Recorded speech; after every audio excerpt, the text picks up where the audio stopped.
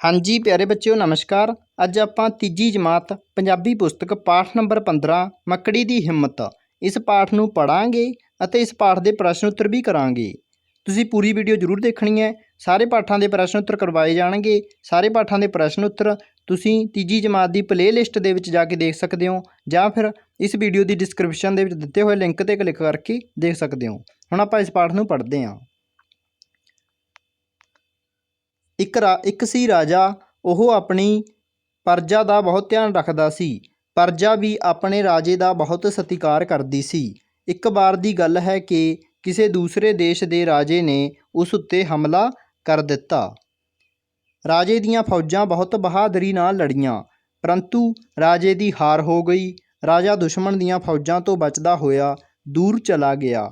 ਉਹ ਜੰਗਲ ਦੀ ਇੱਕ ਗੁਫਾ ਵਿੱਚ ਰਹਿਣ ਲੱਗਾ। ਉਹ ਜੰਗਲ ਦੀ ਇੱਕ ਗੁਫਾ ਵਿੱਚ ਰਹਿਣ ਲੱਗਾ। ਇੱਕ ਦਿਨ ਰਾਜਾ ਗੁਫਾ ਵਿੱਚ ਬੈਠਾ ਕੁਝ ਸੋਚ ਰਿਹਾ ਸੀ। ਉਸਨੇ ਦੇਖਿਆ ਕਿ ਇੱਕ ਮੱਕੜੀ ਬਾਰ-ਬਾਰ ਕੰਧ ਉੱਪਰ ਚੜ੍ਹਨ ਦੀ ਕੋਸ਼ਿਸ਼ ਕਰ ਰਹੀ ਹੈ। ਮੱਕੜੀ ਕੰਧ ਉੱਪਰ ਕੁਝ ਦੂਰੀ ਤੱਕ ਚੜ੍ਹਦੀ ਹੈ, ਫਿਰ ਡਿੱਗ ਪੈਂਦੀ ਹੈ। ਅਜਿਹਾ ਕਈ ਵਾਰ ਹੋਇਆ, ਤਾਂ ਵੀ ਮੱਕੜੀ ਨੇ ਕੰਧ ਉੱਤੇ ਚੜ੍ਹਨਾ ਨਾ ਛੱਡਿਆ। ਰਾਜਾ ਧਿਆਨ ਨਾਲ ਮੱਕੜੀ ਵੱਲ ਦੇਖ ਰਿਹਾ ਸੀ। ਇੱਕ ਵਾਰ ਤਾਂ ਮੱਕੜੀ ਅਖੀਰ ਤੱਕ ਪਹੁੰਚਣ ਵਾਲੀ ਸੀ ਕਿ ਫਿਰ ਹੇਠਾਂ ਡਿੱਗ ਪਈ। ਹੁਣ ਰਾਜੇ ਨੂੰ ਮੱਕੜੀ ਨਾਲ ਹਮਦਰਦੀ ਹੋ ਰਹੀ ਸੀ। ਰਾਜਾ ਮੱਕੜੀ ਵੱਲ ਦੇਖਦਾ ਰਿਹਾ। ਮੱਕੜੀ ਨੇ ਆਪਣੀ ਕੋਸ਼ਿਸ਼ ਜਾਰੀ ਰੱਖੀ। ਮੱਕੜੀ ਆਪਣੀ ਮੰਜ਼ਿਲ ਤੱਕ ਪਹੁੰਚਣਾ ਚਾਹੁੰਦੀ ਸੀ, ਇਸੇ ਕਰਕੇ ਉਹ ਬਾਰ-ਬਾਰ ਕੋਸ਼ਿਸ਼ ਕਰ ਰਹੀ ਸੀ। ਅੰਤ ਨੂੰ ਮੱਕੜੀ ਆਪਣੇ ਜਾਲ ਵਿੱਚ ਪਹੁੰਚ ਗਈ। ਮੱਕੜੀ ਦੀ ਹਿੰਮਤ ਦੇਖ ਕੇ ਰਾਜਾ ਬਹੁਤ ਖੁਸ਼ ਹੋਇਆ।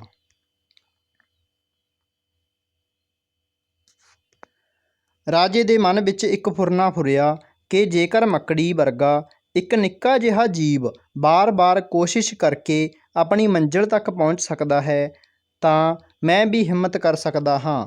ਹੁਣ ਰਾਜੇ ਨੂੰ ਮੁੜ ਹੌਸਲਾ ਹੋਇਆ। ਰਾਜਾ ਆਪਣੇ ਰਾਜ ਵਿੱਚ ਵਾਪਸ ਚਲਿਆ ਗਿਆ। ਉਸਨੇ ਆਪਣੀ ਫੌਜ ਦੁਬਾਰਾ ਇਕੱਠੀ ਕੀਤੀ। ਰਾਜੇ ਨੇ ਫੌਜ ਇਕੱਠੀ ਕਰਕੇ ਦੁਸ਼ਮਣ ਉੱਤੇ ਹਮਲਾ ਕਰ ਦਿੱਤਾ। ਅੰਤ ਰਾਜੇ ਦੀ ਜਿੱਤ ਹੋਈ।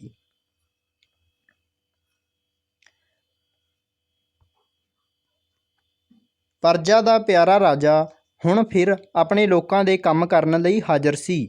ਪ੍ਰਜਾ ਖੁਸ਼ ਸੀ ਕਿ ਸਾਡਾ ਰਾਜਾ ਵਾਪਸ ਆ ਗਿਆ ਹੈ।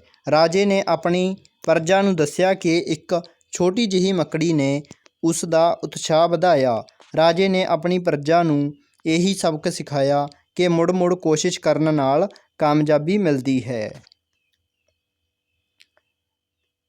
ਪਾਠ ਅਭਿਆਸ। ਸ਼ਬਦ ਅਰਥ।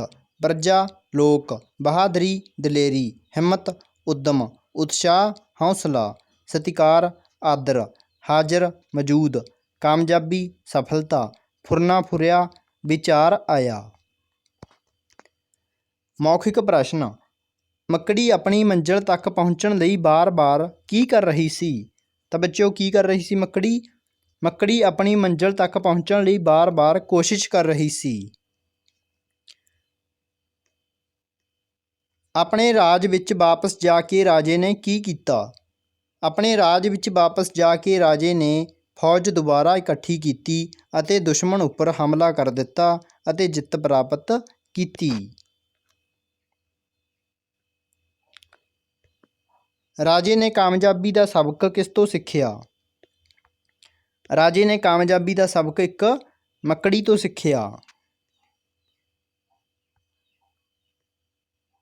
ਠੀਕ ਉੱਤਰ ਅੱਗੇ ਸਹੀ ਦਾ ਨਿਸ਼ਾਨ ਲਾਓ। ਪ੍ਰਜਾ ਰਾਜੇ ਦਾ ਕੀ ਕਰਦੀ ਸੀ? ਕੀ ਕਰਦੀ ਸੀ ਬੱਚਿਓ? ਸਤਿਕਾਰ।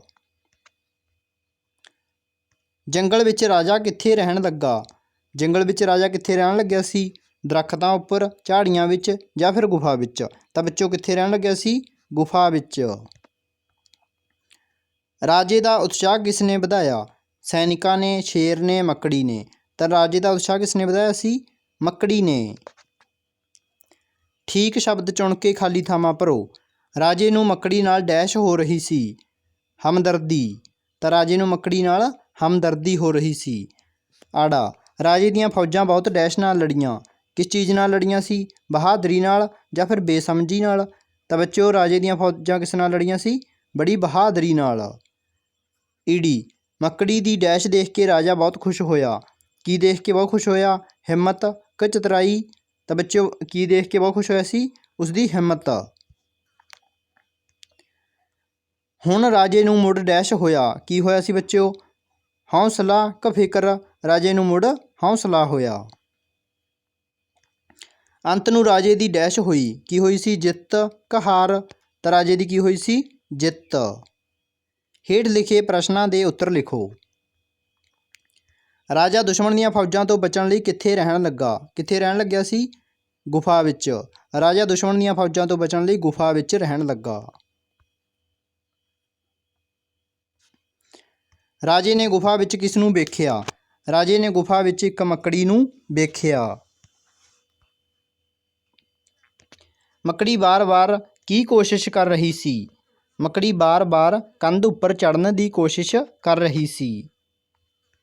ਸੱਸਾ ਅੰਤ ਵਿੱਚ ਮੱਕੜੀ ਕਿੱਥੋਂ ਤੱਕ ਪਹੁੰਚ ਗਈ? ਅੰਤ ਵਿੱਚ ਮੱਕੜੀ ਆਪਣੀ ਜਾਲ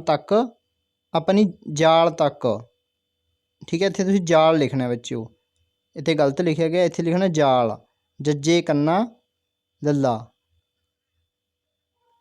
ਠੀਕ ਹੈ, ਆਪਣੀ ਜਾਲ ਤੱਕ ਪਹੁੰਚ ਗਈ। ਅੱਗੇ ਪੜ੍ਹੋ ਅਤੇ ਸਮਝੋ ਅਤੇ ਲਿਖੋ। ਰਾਜਾ ਰਾਣੀ, ਬਿੱਲਾ ਬਿੱਲੀ, ਚੂਹਾ ਚੂਹੀ, ਸ਼ੇਰ ਸ਼ੇਰਨੀ। ਠੀਕ ਹੈ, ਤਾਂ ਰਾਜੇ ਦੇ ਘਰ ਵਾਲੀ ਕੌਣ ਹੁੰਦੀ ਹੈ? ਰਾਣੀ ਬੱਚਿਓ। ਬਿੱਲੇ ਦੇ ਘਰ ਵਾਲੀ ਬਿੱਲੀ, ਚੂਹੇ ਦੇ ਘਰ ਵਾਲੀ ਚੂਹੀ, ਸ਼ੇਰ ਦੇ ਘਰ ਵਾਲੀ ਸ਼ੇਰਨੀ। ਤੁਸੀਂ ਇਸ ਤਰ੍ਹਾਂ ਯਾਦ ਰੱਖਣੇ ਨੇ। ਮਿਹਨਤ ਹੀ ਸਫਲਤਾ ਦੀ ਕੁੰਜੀ ਹੈ। ਇਹ ਬੱਚੇ ਤੁਸੀਂ ਹਮੇਸ਼ਾ ਯਾਦ ਰੱਖਣਾ, ਮਿਹਨਤ ਹੀ ਸਫਲਤਾ ਦੀ ਕੁੰਜੀ ਹੈ। ਤਾਂ ਬੱਚਿਓ ਇਸ ਪਾਠ ਦੇ ਪ੍ਰਸ਼ਨ ਉੱਤਰ ਪੂਰੇ ਹੋ ਗਏ। ਅਗਲੇ ਪਾਠ ਦੇ ਪ੍ਰਸ਼ਨ ਉੱਤਰ ਜਲਦ ਲੈ ਕੇ ਹਾਜ਼ਰ ਹੋਵਾਂਗੇ। ਧੰਨਵਾਦ।